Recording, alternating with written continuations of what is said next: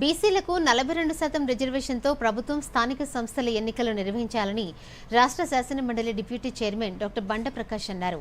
హన్మకొండలో తన నివాసంలో దూరదర్శన్తో ప్రత్యేకంగా మాట్లాడారు.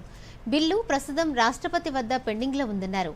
కేంద్రంతో బిల్లుపై రాష్ట్ర ప్రభుత్వం కనీస సంప్రదింపులు కూడా చేయలేదన్నారు.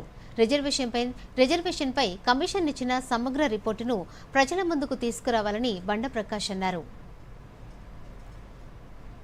ఇటీవల తెలంగాణ ప్రభుత్వం 42% బీసీలకు రిజర్వేషన్ ఇవ్వాలని వారు కామారెడ్డి డిక్లరేషన్లో ఇచ్చిన దానికి అనుగుణంగా ఒక చట్టం చేస్తామని చెప్పి ప్రకటనలు చేయడం జరిగింది.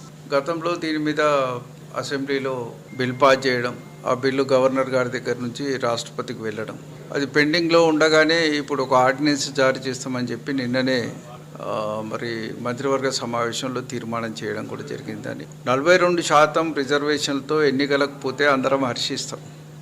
కానీ 42% ఉన్న చట్ట పరిధిలో ఉండే లిమిటేషన్స్ కూడా మనం అర్థం చేసుకోవాల్సిన అవసరం ఉంది.